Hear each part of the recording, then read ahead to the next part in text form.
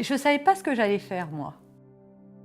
D'ailleurs, je suis une des rares à être arrivée dans ce programme sans avoir aucune idée. C'est-à-dire qu'à l'époque, je me disais simplement, voilà, ma vie aujourd'hui, elle ne me convient plus.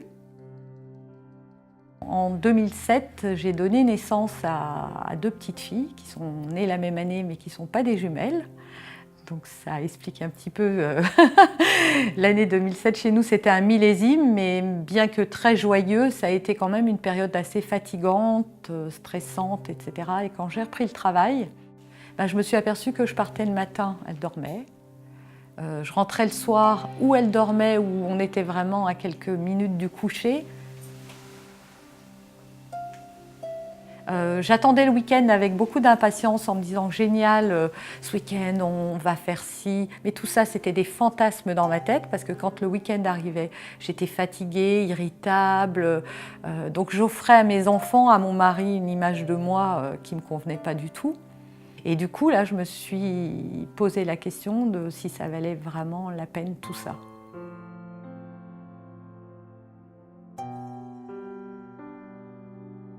Comment je suis passée de directeur des ressources humaines à me poser des questions, en fait, ça a été simple. Un jour, mon mari m'a dit « Noémie, ça n'est plus possible ». Il voyait bien que je m'épuisais, que j'essayais de bien faire et que j'y arrivais pas. Et donc, je pense qu'il était profondément malheureux pour moi. Donc, il m'a dit « Stop, tu vois, là, tu vas aller déposer ta démission ». Je me suis juste dit « Waouh ». Ça a été un soulagement, en fait, il m'a soulagée. Donc là, j'ai repris plaisir en fait à avoir une vie simple où on emmène ses enfants à l'école, où on va les chercher à 4h30, où on leur prépare un repas, où on joue avec eux, où on va faire les boutiques pour acheter des fleurs et les mettre dans un vase. Voilà, j'ai renoué avec des choses simples.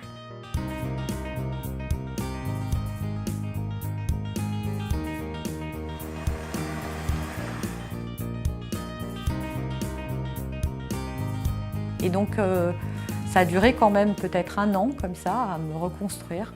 Et là, au bout d'1 an, est revenue la fibre entrepreneuriale.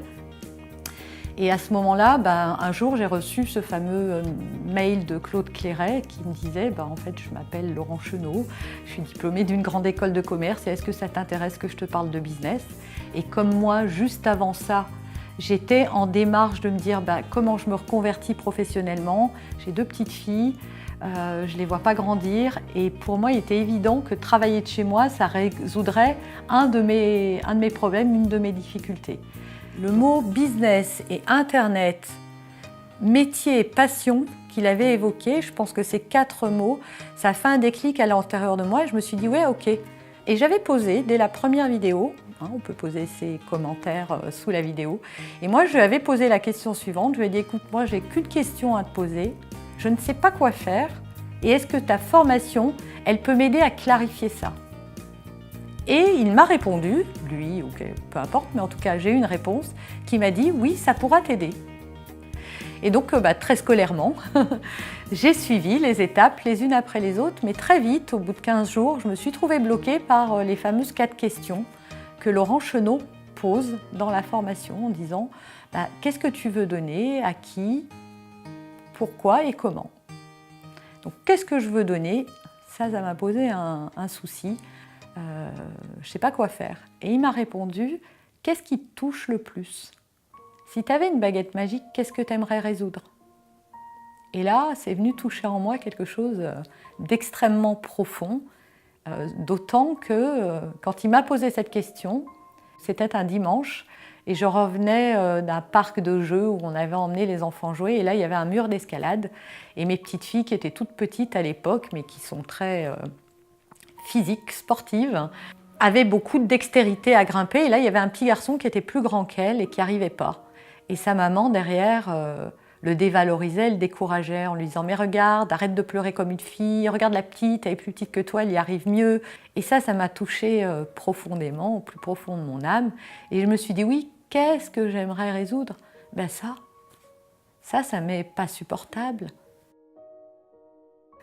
Il persistait à l'intérieur de moi une petite voix qui disait « ouais mais pourquoi toi ?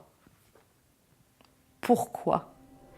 En fait, Business 3G, ce que ça m'a apporté de plus fort, j'ai envie de dire, c'est que ça m'a alignée avec ma vie.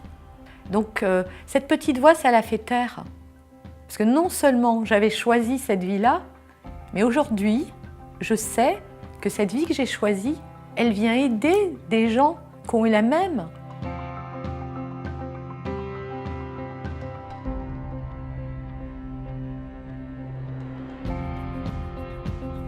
Maintenant, je trouve que pour quelqu'un qui n'y connaissait rien, mais vraiment rien comme moi, je trouve que ça m'a amené une connaissance globale déjà, parce que ce qui existait en formation à l'époque, en tout cas de ce que j'avais vu moi, c'était très cloisonné.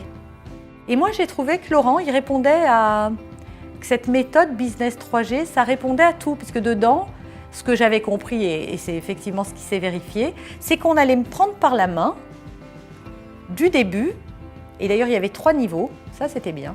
On nous explique comment faire une page de vente, une page de capture, à quoi ça sert, comment ça se passe. Et puis, malgré tout, je ne m'attendais pas à ça. Je ne m'attendais pas de susciter autant d'intérêt, d'avoir autant de commentaires et d'avis positifs, et puis de ventes aussi, de gens qui me faisaient confiance et qui allaient me suivre dans cette aventure pour eux aussi changer leur vie. Donc à partir du moment où on n'est plus heureux et qu'on aspire à être indépendant, mais ça demande du courage. Et c'est souvent ce qui va limiter les gens, c'est qu'ils vont vouloir, mais ils ne sont pas prêts. Parce qu'il y a des peurs, il y a des doutes. Maintenant, cette formation de Laurent, elle permet de continuer à bosser finalement. Il suffit, moi je n'ai pas passé non plus j'ai pas eu le sentiment, j'ai passé du temps, mais pas plus que si j'avais dû apprendre à jouer du piano, quoi. Et là, ça me mettait à distance un programme où je n'avais pas besoin de me rendre quelque part. Donc finalement, on gagne du temps puisqu'on n'a pas le temps de trajet. On se logue quand on veut, le cours il est là, c'est comme si on avait un prof, on appuie sur un bouton, hop, c'est bon. On peut.